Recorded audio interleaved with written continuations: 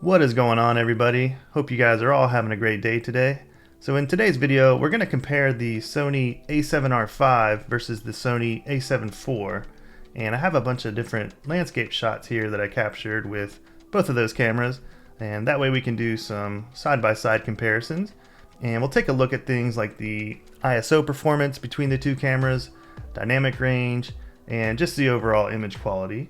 And just so you know, all these images are raw. I haven't touched or edited them whatsoever. And yeah, we'll just go ahead and jump right into it. We'll start out with this first series of images here, and these are all just shot at different ISO values, and we will start with ISO 100. So we will compare these two side by side here.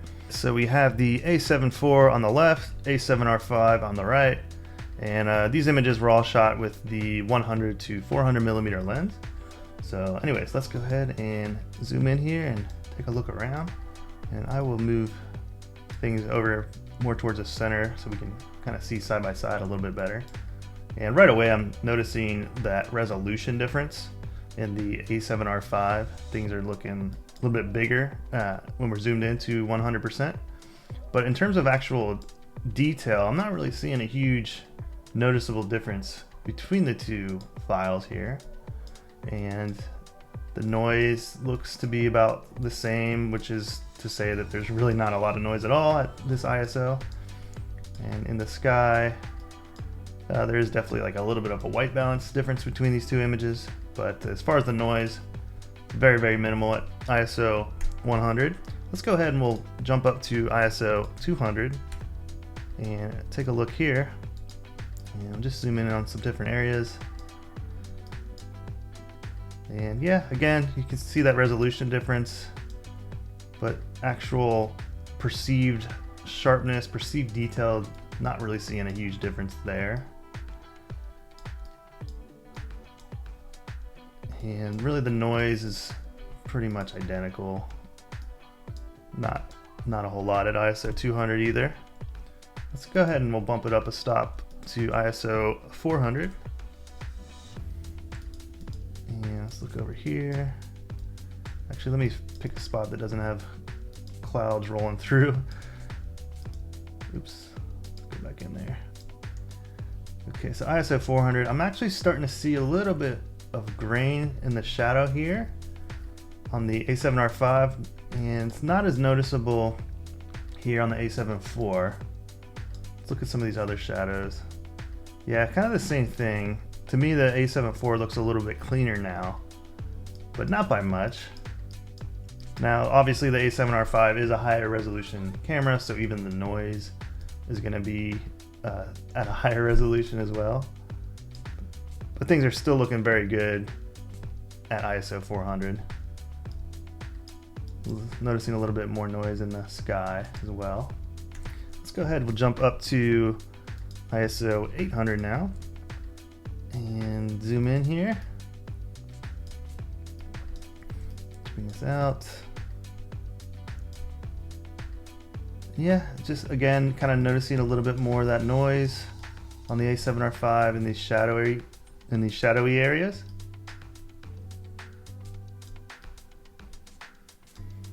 As far as like detail though, everything is looking pretty much identical. Let's look at the noise here, definitely more noticeable noise in the sky there.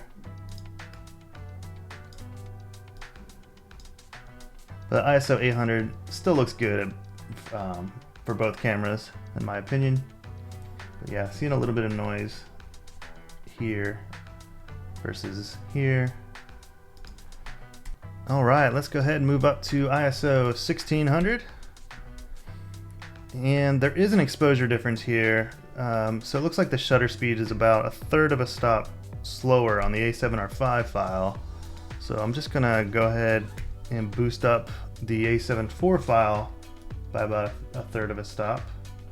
Something like that. And then we'll do the comparison now. Zoom in here at 100%.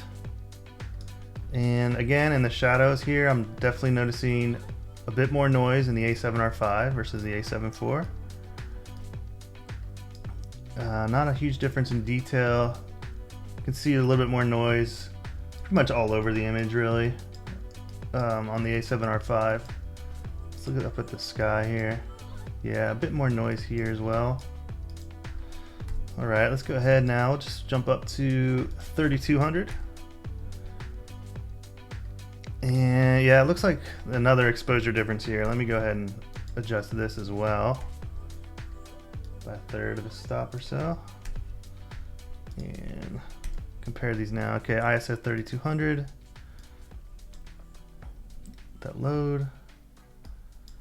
Yeah, and the noise is definitely, you know, still more noticeable here on the A7R5 in those shadow areas for sure, really all over the image.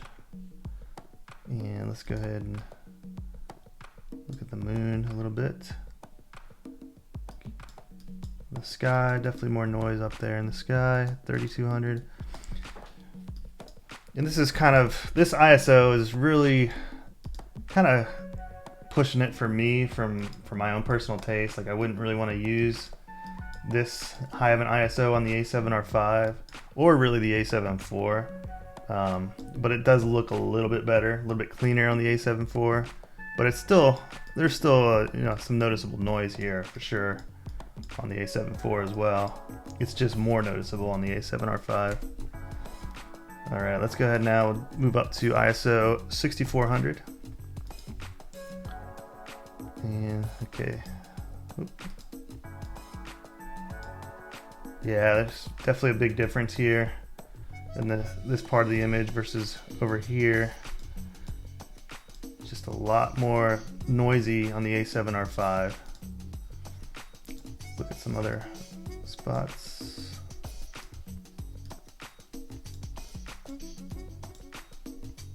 Yeah, just more grain.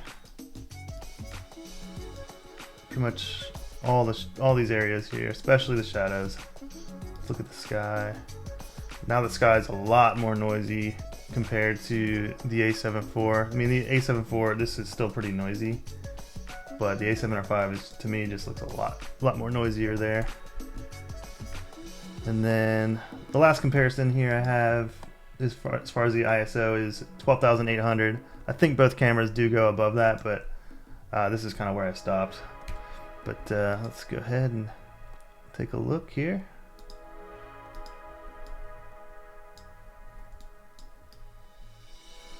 Yeah, same story, just a lot more noise that's noticeable on the A7R5. And you know, you've seen lots of detail in both of these files. I mean, I wouldn't want to use this high of an ISO ever, really, for either of these cameras. Look at some of these shadows over here. Yeah, both very noisy. Just the noise is just a lot more noticeable on the A7R5. All right, let's go ahead and move on to the next comparison. So these two images here are both shot at ISO 100. They're just underexposed by 3 stops. So all I'm gonna do is bring this up by 3 stops. And we'll just do a quick copy and paste. And take a look here. So again, ISO 100, but then boosted by 3 stops. And if we zoom in here, looking at the shadows, again, it's kind of the same thing. There's just more noise that's noticeable on the A7R5, but both files definitely look pretty good. There's, you know, a little bit of noise, but definitely both of these are usable. But the A7 IV definitely looks a little bit cleaner in here. And then in terms of, you know, actual detail, there's just not really much of a difference that I can see. I mean, it's bigger. I mean, there's more resolution, but you know, in terms of actual like perceived detail, it's really neck and neck.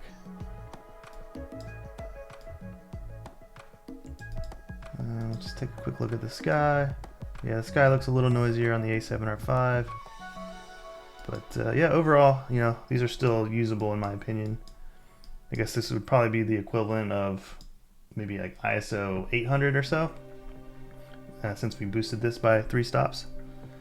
But anyways, let's go ahead and we'll move on to some other shots here.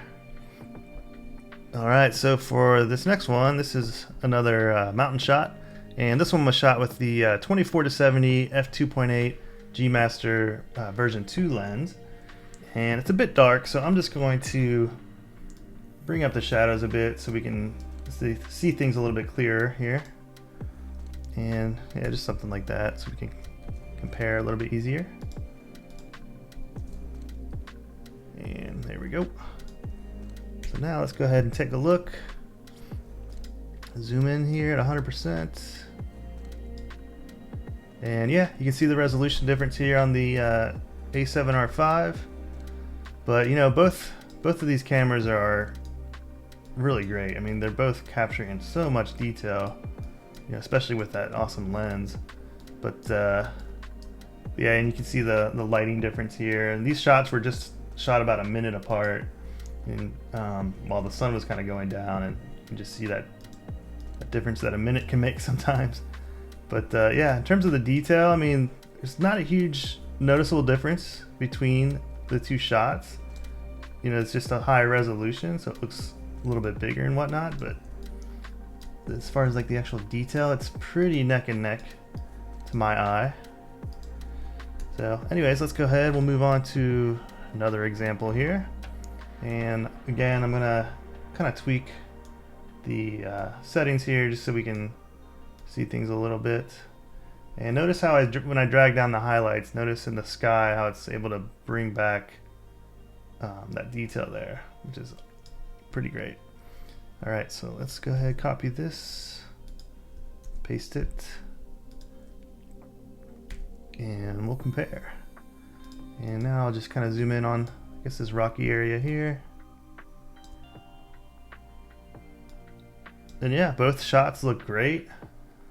You know, you can see obviously the resolution difference again, but there's just so much detail captured in the rocks and the mountains here and the trees. Everything looks fantastic. All right, got another example. I'm gonna do the same thing where I kind of boost things up a bit.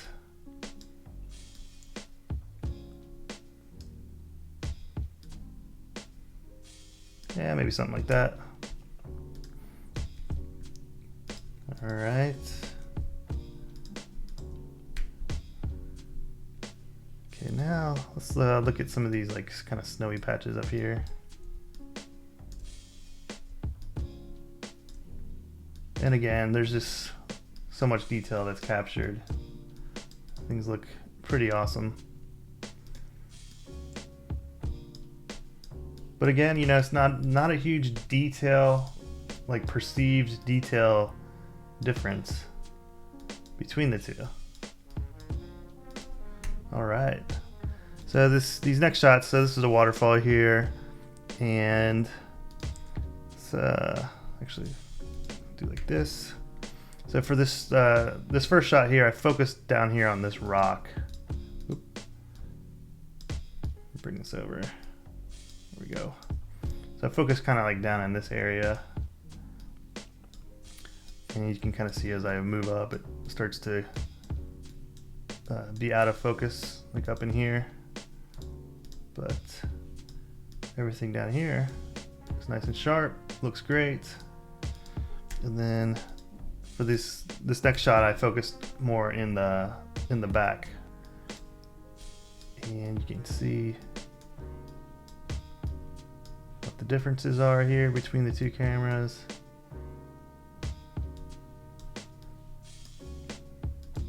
Everything is looking really great. A lot of detail captured. All right. Now for this next one,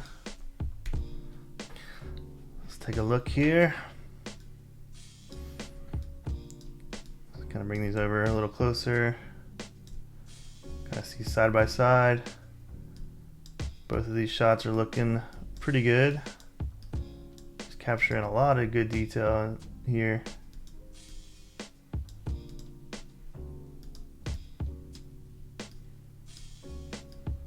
Yeah, highlights are still kind of blown out there. Could probably tweak that some more, but I'm not going to worry about it for now. All right, let's go ahead and move to this last shot here.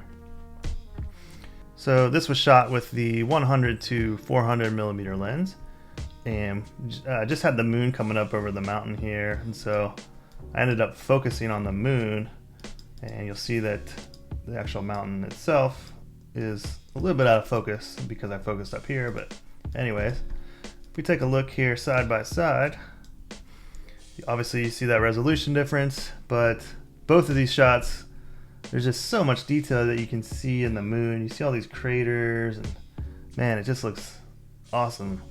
But yeah, just for fun, let's go ahead and just gonna grab a tone curve here, and just gonna do a quick edit just to play with this a little bit, because then you can kind of make out even more of these craters, and man, it just looks super cool. Actually, I'll go ahead and do that with the A7 IV file as well. And let's go ahead.